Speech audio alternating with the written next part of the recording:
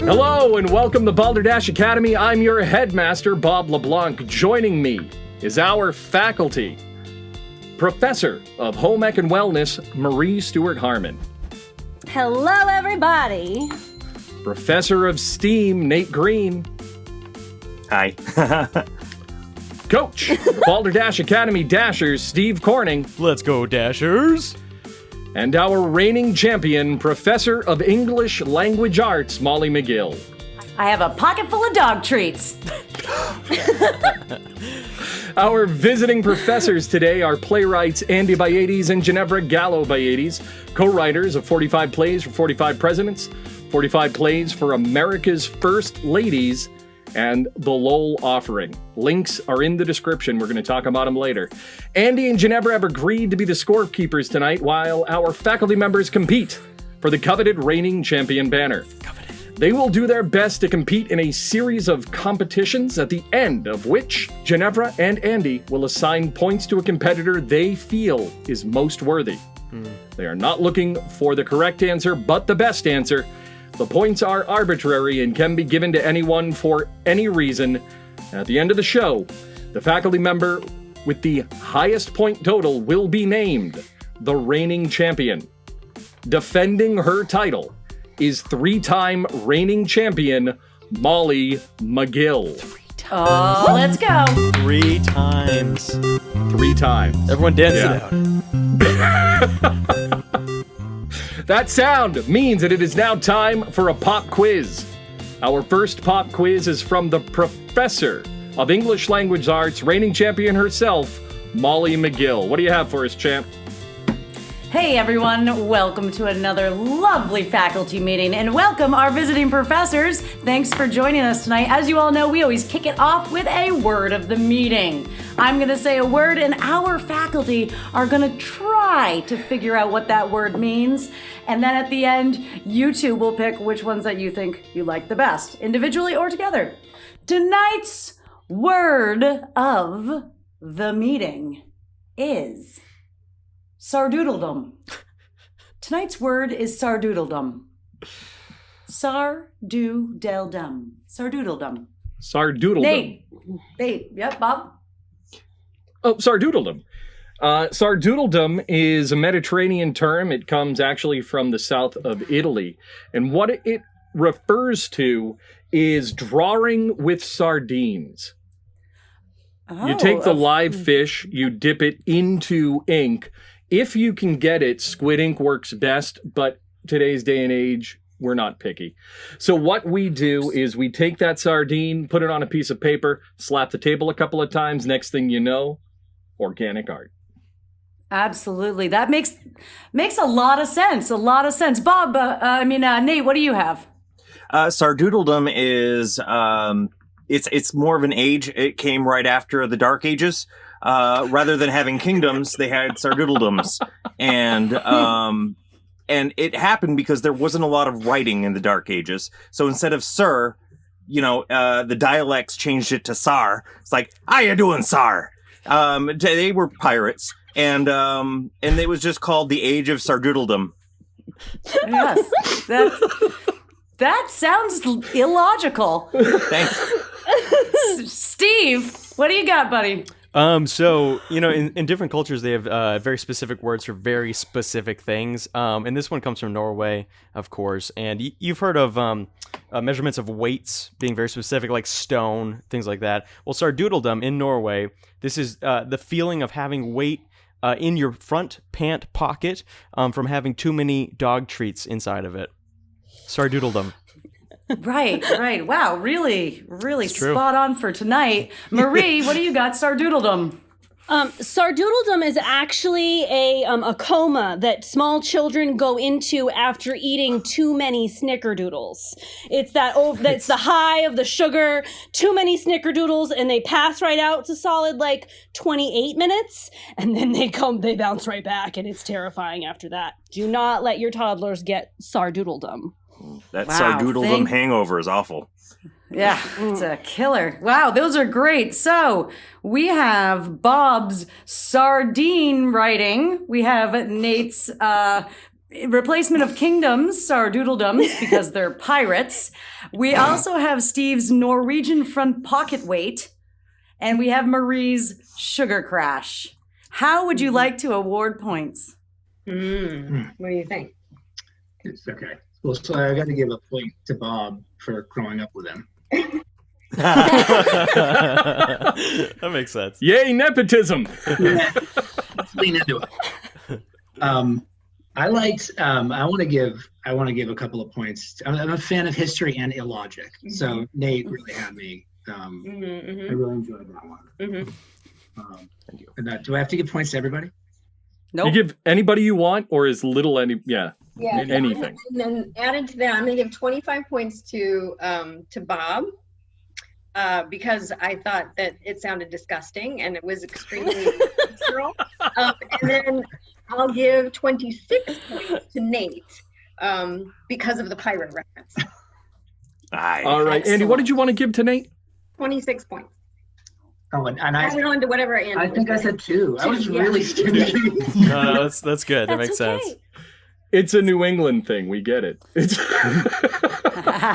Okay, so Sardoodledom obviously is not any of what you said, but fairly close. It's more of something that the two of you might want to bring into your craft here while you're writing. It is actually another word for a melodrama. So in writing your next script, you might want to do a melodrama, a Sardoodledom. Sardoodledom. Can I give points to Molly? yes, of course. Oh, good. Let's give her at least 10 or 15 points. What do you think? At minimum. Yeah, minimum. Okay. 12. I love you. 12.5. That 12. makes sense. and a half points. So right now our scores are Nate with 28 points. He is in the lead. I am next with 26. Molly, our reigning champion, is falling behind with 12 and a half points. Our next game, our first game, is called 4 Questions. So in honor of our visiting professors shows 45 plays for 45 presidents and 45 plays for America's First Ladies, which will have its digital world premiere with the Neo-Futurists this fall. Our 4 questions will be about the presidents of the United States. Ooh. Oh, God. Oh, boy. Okay. Oh, boy. So whichever My one of our old boy. faculty members gives the best answer, not the correct, Right. but the best answer, Genevra and Andy will award points. Our first question. Being only one of 2 presidents to sign the U.S. Constitution, James Madison is also known for what? Molly. For being a booze hound. So he used to rage it back in the day. Whole kegs, he used to do keg stands. And he'd roll them down hills and do the thing where you're walking on them, rolling down hills. He was known as Mad Dog Madison, the booze hound. That makes sense. Mad Dog Maddie. Nate, what's your answer? Well, as everybody knows, James Madison's dad was the word that describes somebody who makes hats. A hat smith. A hat smith. Yeah, hatter. And he was a mad hatter.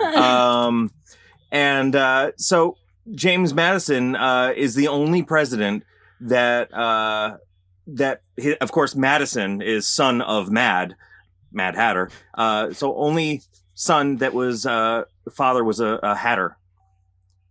Oh, All right. That's that one, Nate. That's my answer. Marie. It took me a while to get there. Marie, what's your answer? Little did anybody know James Madison had this really, really bad habit that became well known after his death, because on the Constitution there were teeny tiny, the ittiest bittiest droplets of blood, because he picked his fingernails and he chewed his nails and he so when he was signing, there was these tiny little sparklets of blood that came off of his hands. And it wasn't known until the DNA testing of later. We have DNA tested the Constitution and confirmed it is Madison's picking his fingernails and biting his nails. All right. Washiad Jeffy, Maddie the finger picker. Steve, what do you have? All right, now history, you know, kind of we can only see these people through history and through textbooks and all this stuff. So sometimes we kind of forget the full image of who they were at that time. A lot of people think of him as like a cold man based on what we read about him. But actually, he was well known at the time for giving affectionate hugs to literally everyone he met. He would just go in there, he would squeeze, he would hold you tight, tenderly.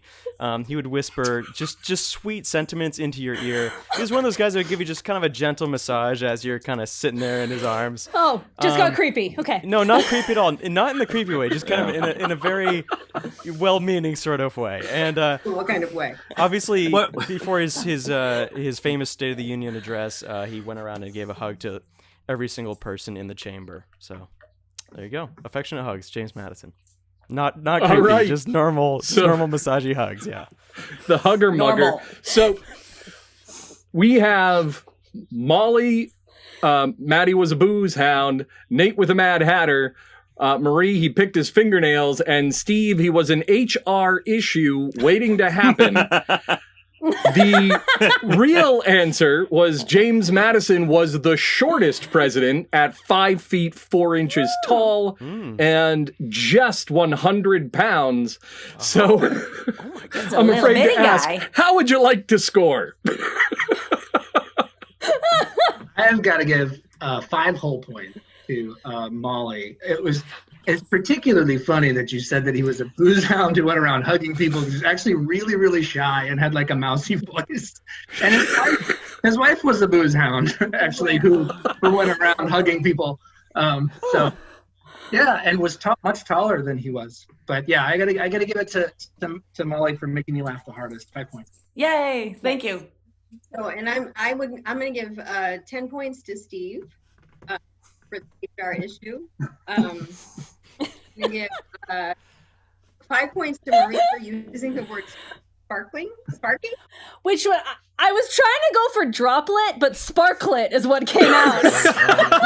And it's better. On the Constitution. Yeah, that was very funny. And then 20 points to Molly, for the awesome imagery. That was great. Yes. Thank you. Mad Dog. The next question. One of the tallest presidents, Abraham Lincoln, famously wore a stovepipe hat. Aside from using it as an actual hat, Lincoln used the lid for what? Nate?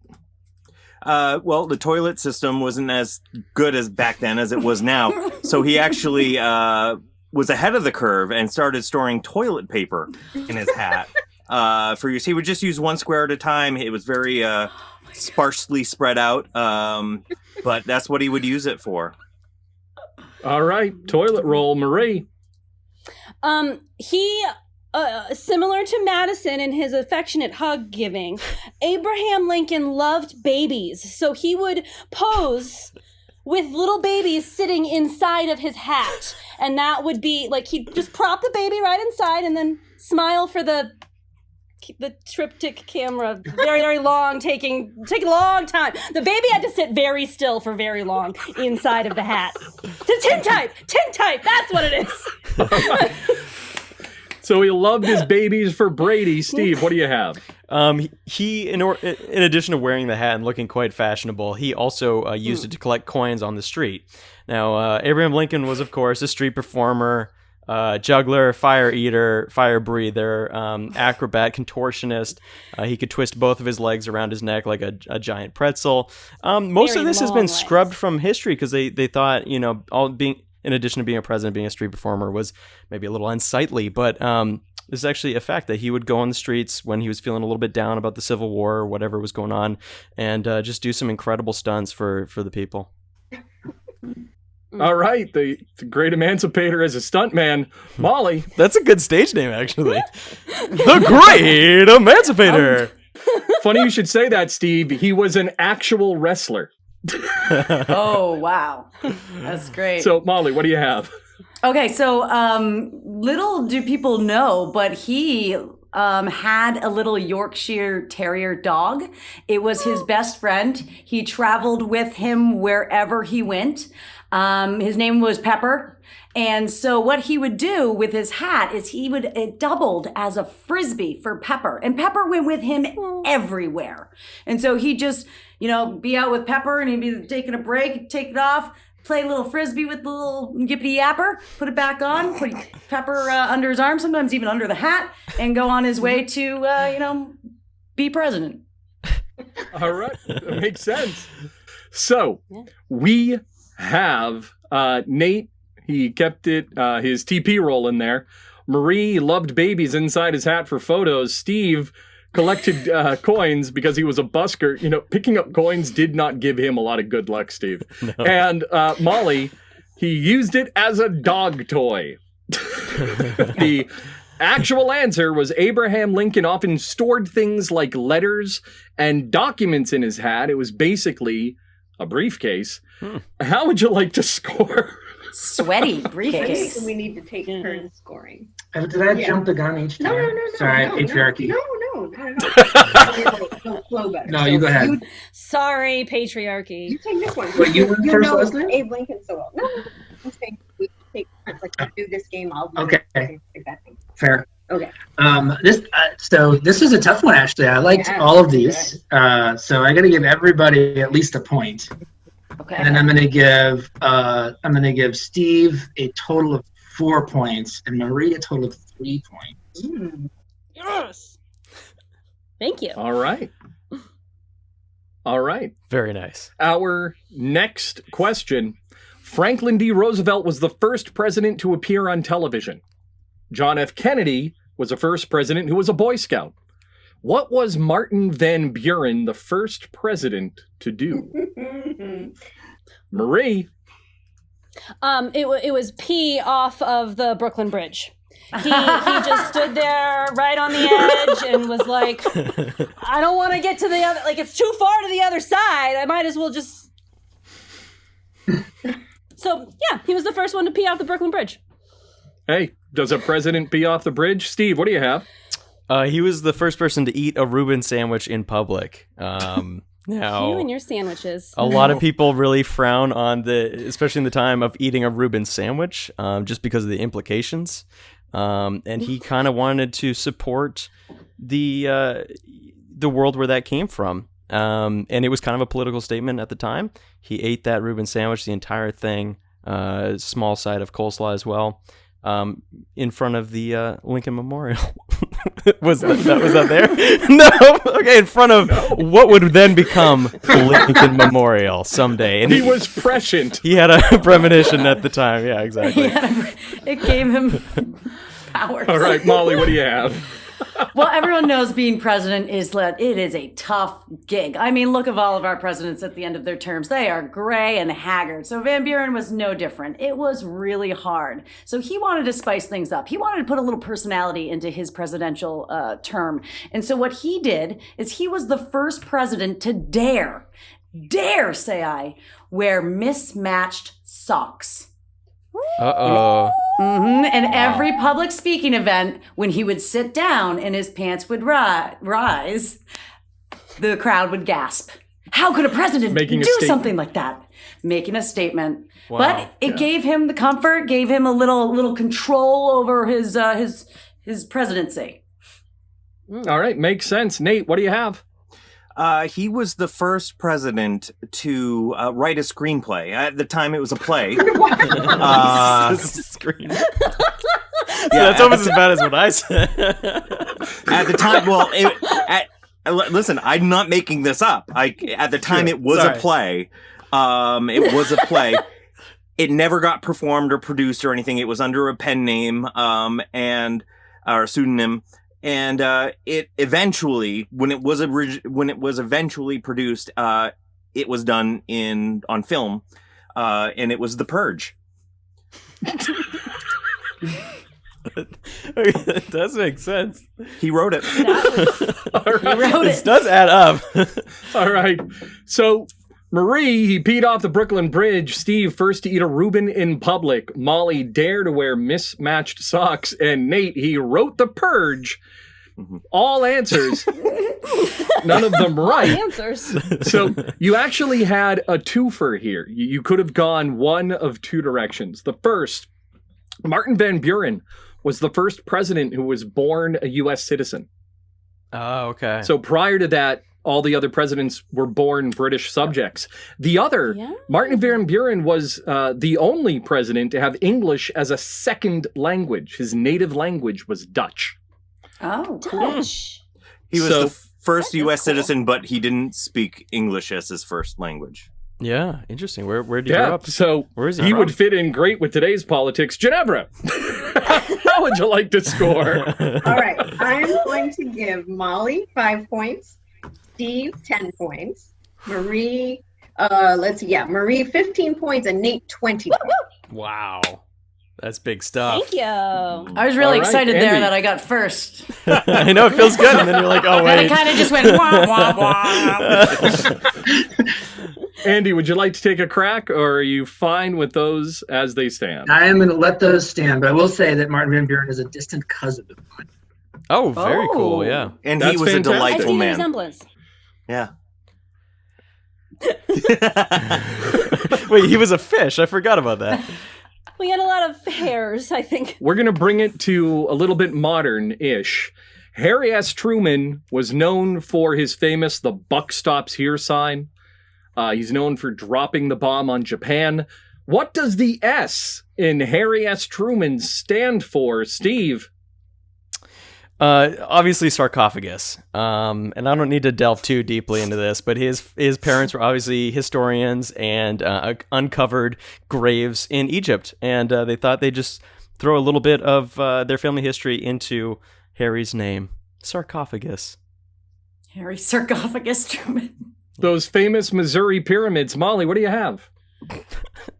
Earpiece that's falling out. The S in Harry S. Truman's name stands for sugar, because it's his mama just loved him so much. She tried, and her parents really tried for a really long time to have a child, and finally he came along, and they were just like, my little sugar baby. And so it's Harry Sugar Truman, and that's all I got right off the cuff. That's great. Nate, what's your answer? His parents actually spoke parcel tongue, so it was just a bunch of S's. It was just Harry Truman, which of course is parcel tongue for Herman. For Herman. Harry Yep. Herman Truman, yeah. Yeah. That makes sense. That's perfect sense. Marie, what do you have? It's I hope actually it's an answer. Sylvester. It's Sylvester. His middle name was Sylvester. And it actually is so important because the Looney Tunes character was actually named after Harry Sylvester Truman. All right. All right. So that makes a lot of sense. So we have Steve, it's sarcophagus. That's what happens when you call me first. Molly, sugar, his mama loved him. Nate, it was Herman in parcel tongue. And Marie, it was September. The Sylvester, rather. The Sylvester. real answer is that it does not stand for any name Oh. at all. The S in Harry S. letter? Truman was a compromise between the names of his grandfathers, Anderson Ship Truman and Solomon Young. So how would you like to score? Was it my turn now? I think I laughed the hardest with Nate, so we'll go there. We'll see. Nate got 5 points. We'll just do that. Nate got 5. All right, Genevra, you want to add on to that, or are you okay? Okay. Well, I'll let Andy No, you can add on. be stingy. Go ahead. All right. So, our points. In last place, we have Marie with 24 points. Next, we have Steve with 25. I follow that's with close. 27. Wow. Molly with 43 and 1/2. And Nate is in the lead with 54. Wow. Ah. So, Yeah. join Makes us sense. as we return for a chat with playwrights Genevra Gallo-Bayiates and Andy Bayiates only on Balderdash Academy. Go Dashers! I know you've been trying to figure out which American president and first lady had the most emo relationship. Balderdash Academy's visiting professors help us put that age-old question to bed in the next episode of Balderdash Academy. Thank you for watching. Remember to like, subscribe, and hit that bell icon. You can find us on your favorite podcast service as Balderdash Academy.